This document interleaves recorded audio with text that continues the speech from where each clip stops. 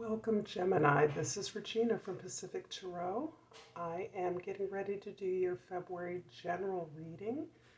Venus has transited into its exalted sign of Pisces, and that energy, that attention to the balance, harmony, flow, and beauty in our lives within our relationships is being framed now by the unconditional one love unity consciousness that Venus in Pisces represents. So I feel honored to be able to share some of this information with you under this beautiful transition and flow towards greater global healing of ourselves and others with forgiveness.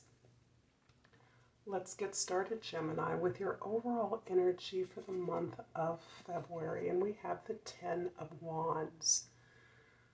This is showing your release of obligations, responsibilities, actually burdens that you have indeed carried for a very long time.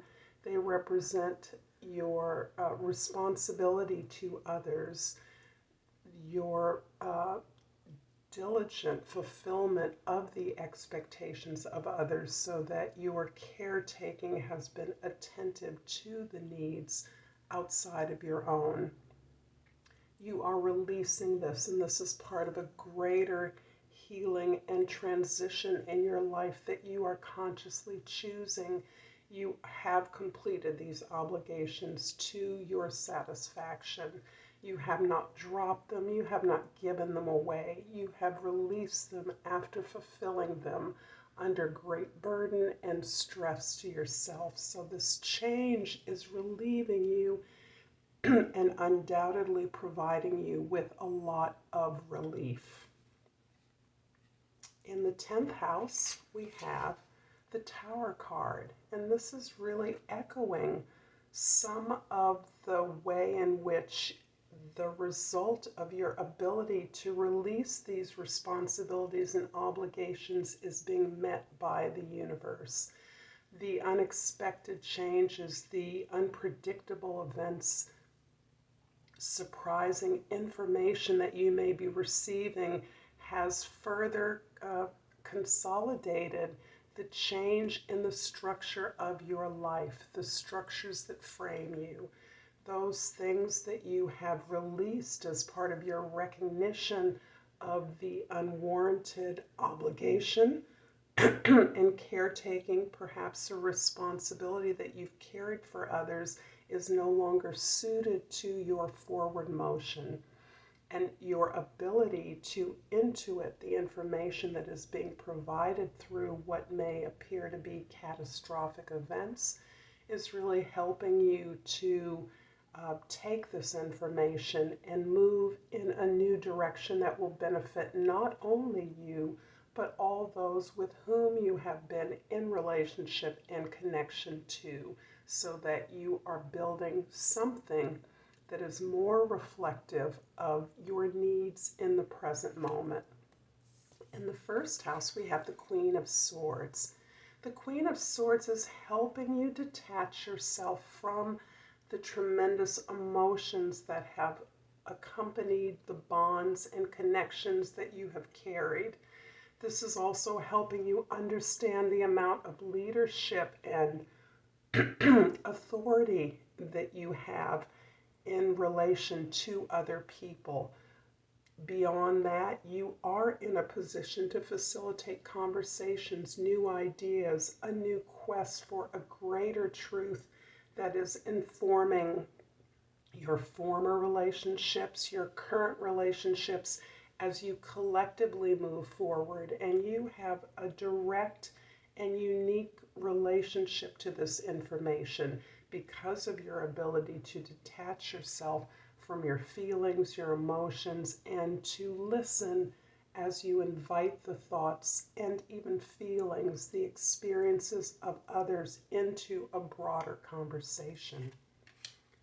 The fourth house, which is your family, your home, your relationships, is the Seven of Swords. And the story I'm sensing is that through these many relationships that you have been diligent in responding to and taking responsibility for, you have perhaps not been recognized or given credit for the leadership, the responsibilities you fulfilled, your role in making sure that all details of your experience have been cared for. This is feeling very much as though you have been relegated by others, particularly intimates, family members, to the role of director, authority, responsible for directing others regarding their necessary actions or attention, their focus. And through that process, you have not been respected in many ways for the work that you've done. And in fact, as you've moved in this direction towards greater independence, greater autonomy in your leadership, so that you are now reviewing what will make you happy, the path to your greater success and growth, you have not received the kind of support that you would have expected. In fact, you've provoked jealousy, envy, and moreover, people appearing to not take you seriously. In fact, because they sense your tremendous power to organize your life so that it suits you, so that it fulfills your needs and responsibilities. And losing that is evoking a lot of fear and anxiety from people that have perhaps been in communication with you, intimate communication. In the 7th house, we have the 8 of Swords. And just so you know, Swords has been a consistent theme throughout many, if not most, of the readings so far.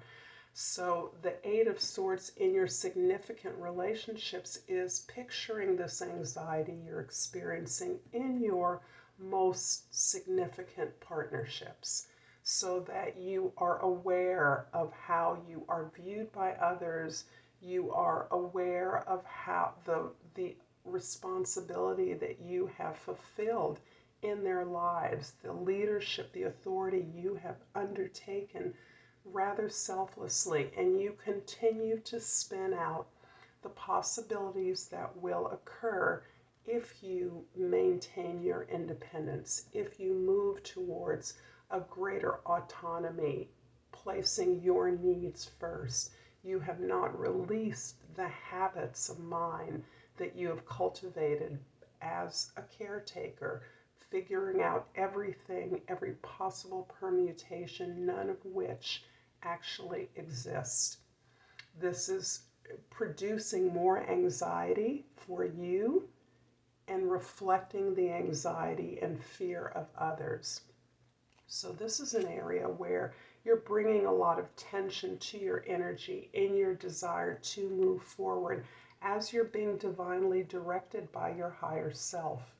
This move, this change is inevitable, but you're bringing a lot of tension, a lot of worry and concern to that. The Queen of Swords in the 1st house is clarified by the Moon in the 2nd house and the Temperance in the 3rd house. Indeed, you're able to pick up on a lot of the information and connection that you have been carrying for your collective. This can be your work, your home, your family, your significant relationships. You are tapped in and receiving information from all the sources beyond your rational thought.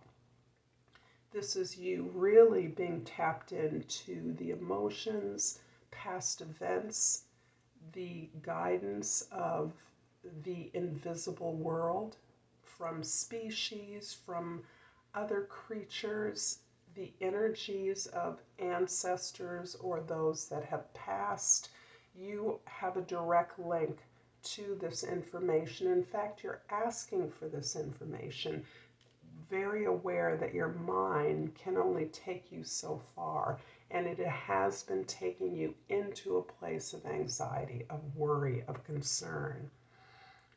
This is opening you up, and I even imagine that you are able to use your dreams, use your meditations and prayers to ask for specific help.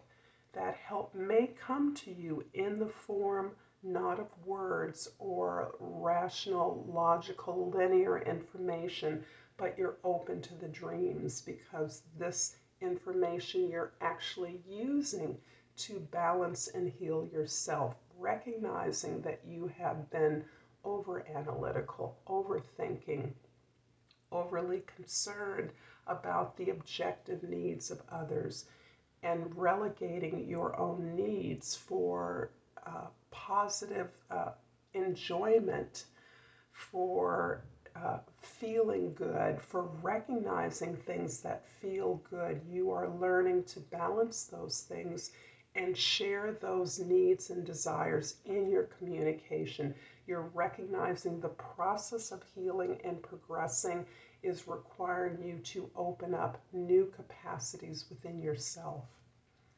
The Seven of Swords in the 4th house is clarified by the Magician in the 5th house and the Two of Wands in the 6th house.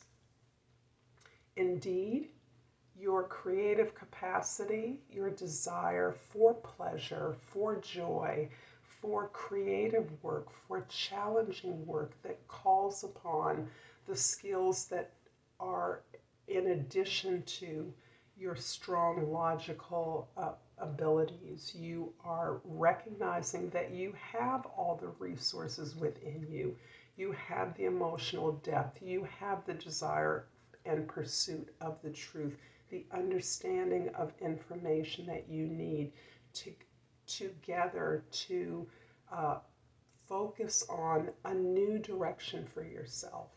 Out of the chaos, out of the disruption, you are understanding a new vision that you have moving forward that incorporates this new capacity to recognize all of the skills that are necessary for you to move forward, meeting your needs and your higher potential. You are also clearly accepting and in gratitude for the strength, the expertise, the history, the lessons you've learned in providing this expertise for others, this ability to lead, to strategize, to take care of, to pay attention to details, to hear the thoughts, to invite the inspiration of others. You're now taking that in order to move in a new direction that signals growth and expansion for you as an individual. The Eight of Swords in the 7th house is clarified by the Seven of Swords. I hope you can see that. Yes, the Seven of Swords in the 8th house and the Eight of Cups in the 9th house.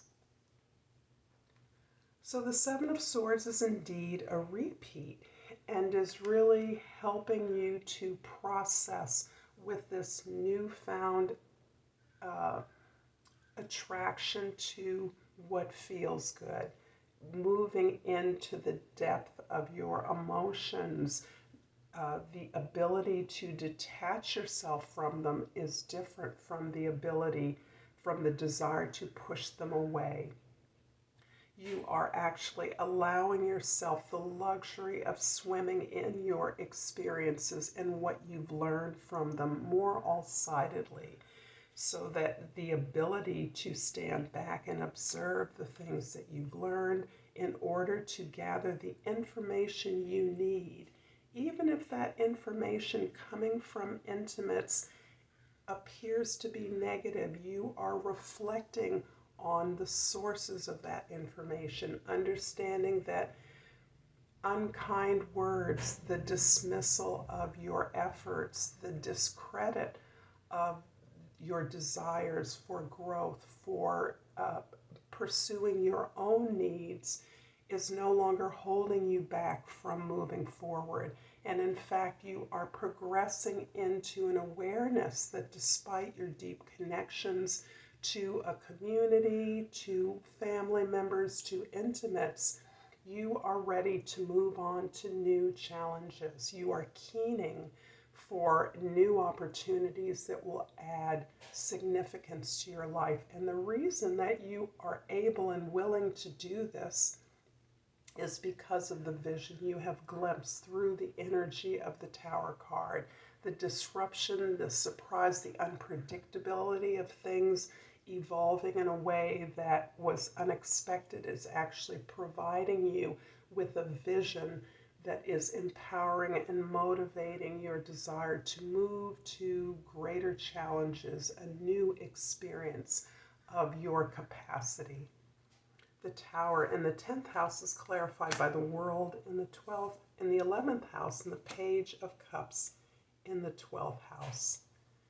Indeed, the disruption of events that is stimulating this vision represents the closure of a journey, the closure of an experience, a full experience in which you can not only count your skills, the things you've learned, the being recognized for your efforts, receiving many rewards for completing and achieving something significant, but you're also prepared and willing to let go of all of these former responsibilities that you had. They may even be naturally still pulling on you, but you now understand that you are prepared to move onto a new journey.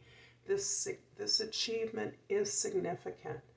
You are actually being given an opportunity to elevate your journey for achievement and accomplishment through disruptive events that have placed you, catapulted you into this new opportunity, a new position. And this position uniquely unlocks this deep passion for creativity, this imaginative experience that is able to piece together the objective events of your life and give them meaning, allow you to imagine new visions and new possibilities that is even freeing you more deeply to be a beginner, to allow yourself to connect with your natural talents and skills, perhaps from your formative years or your childhood, but this is allowing you to be comfortable with pursuing the things that feel good to you.